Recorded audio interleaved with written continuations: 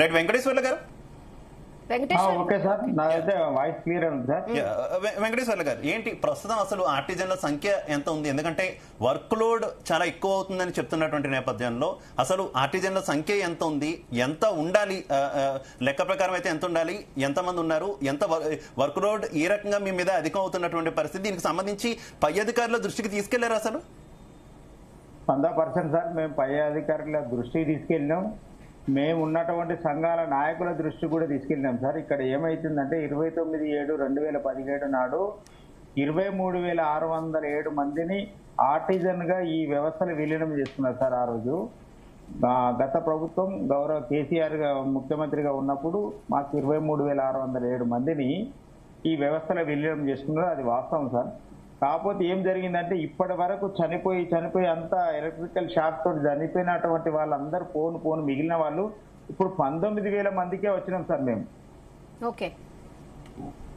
కానీ ఏం జరుగుతుందంటే ఇప్పుడు మేము చేసే పని కాడ ఇంతకుముందు మేము 4 ఆపరేటర్లం, ఒక వాచ్మెన్ ఉండేవాడు. కానీ అదంతా పోయింది. ఇప్పుడు వాచ్మెన్ అందరినీ ఆఫీసులల్లో వాళ్ళ స్లీపర్ పోస్టులకు ఆఫీసు చూడడానికి ఊడడానికి తీసుకున్నారు.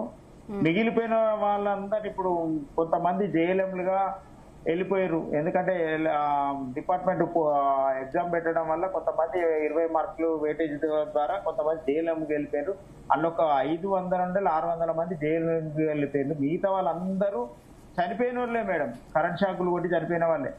పోలు ఫీజ్ ఆఫ్ కాల్ చేయడం వల్ల, ట్రాన్స్ఫార్మర్ రిపేర్ చేయడం వల్ల, లైన్లు గుంజే కాడ కానీ అక్కడ రకరకాల ప్రాబ్లమ్స్ తో చనిపోయిన వాళ్ళే. ఇప్పుడు మేము 19,000కే వచ్చినాం మేడం. అంటే దాదాపు ఒక 4,000 మంది కార్మికులు ఇప్పటికే చనిపోయి ఉన్నారు. అందులో ఒక 500-600 మందికి మాత్రమే ఉద్యోగాలు పై ప్రమోషన్కి వచ్చినాయి జేఎల్ఎంలుగా. మిగతా వాళ్ళంతా చనిపోయిన వాళ్ళే మేడం. సో ప్రభుత్వం అయితే మీకు హామీ ఇచ్చింది కదా మేడం. ఇప్పుడు ఉన్నటువంటి ఉప ముఖ్యమంత్రి గారు బట్టి విక్రమార్క గారు, మా శాఖ మంత్రి, మా శాఖ మంత్రి గారే ఫైనాన్స్ మినిస్టర్ గా ఉన్నారు. పీపుల్స్ పాదయాత్ర ఆదిలాబాద్ నుండి మొదలు పెడితే మేము ఆ పాదయాత్ర ముగిసే వరకు కూడా మా కాంట్రాక్ట్ కార్మికులు అప్పుడు ఆర్టిజన్ ఉన్న వాళ్ళం మేమందరం తోడుగానే నిలబడ్డాం మేడం. ఎందుకంటే నేను కాంగ్రెస్ ప్రభుత్వం ఇప్పుడు కలిసారా? ఏం చెప్తున్నారు? ఇప్పుడు ఏం చెప్తున్నారు ఆయన? మేడం కలిసినాం మేడం, మేము కలిసినాము.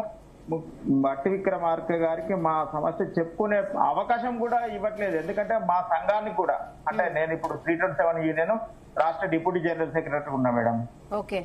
మా సంఘానికి కూడా, మా సెక్రటరీ జనరల్ గారికి కూడా, మా అధ్యక్షుడు అపాయింట్మెంట్ కూడా దొరకట్లేదు మీకు మీ సమస్యలు చెప్పుకోవడానికి. ఈ రోజు ఇస్తారు, రేపు పొద్దుగాల సార్ బిజీగా ఉన్నాడని వదిలేస్తారు. అంటే మా పరిస్థితి అట్లున్నది ఇప్పుడు. ఎందుకంటే సమస్య చెప్పుకునే పరిస్థితి కూడా లేదు. ప్రగతి అంటే ఇప్పుడు మీరు 6 రోజుల నుంచి సమ్మె చేస్తున్నా కూడా ఎవ్వరు ఏంటి అని అడగట్లేదు అసలు లేదు మేడం. ఇప్పుడు మేము జేఏసీగా ఆర్టిజన్ తెలంగాణ విద్యుత్ ఆర్టిజన్ ఎంప్లాయీస్ జాయింట్ యాక్షన్ కమిటీగా అన్ని సంఘాల్లో ఉన్నటువంటి ఆర్టిజన్ కార్మికులం అందరం కలిసి ఒక జేఏసీని ఏర్పాటు చేసుకున్నాం మేడం. అంటే సంఘాల అనుమతితోటే, మేము ఉన్నటువంటి సంఘాల అనుమతితోటే జాయింట్ యాక్షన్ కమిటీని ఏర్పాటు చేసుకున్నాం. ఆ సంఘాల అనుమతితోటే మేము సమ్మె దాకా వచ్చినాం మేడం. ఎందుకంటే మేము 3 నెలల నుండి దఫాలుగా కార్యాచరణలు, అంటే మేము ఎస్పీడీసీఎల్ ఆఫీసు ముంగడ ధర్నా ప్రోగ్రాం, ఎన్పీడీసీఎల్ ఆఫీసు ముంగడ ధర్నా ప్రోగ్రాం, మా జిల్లా కార్యాలయాల ముందు ధర్నా ప్రోగ్రాం, వంట వరకు మా డివిజన్ ఆఫీసుల ముందు ధర్నా ప్రోగ్రాం, ఇట్లాంటి చేసుకుంటూ వచ్చినాము.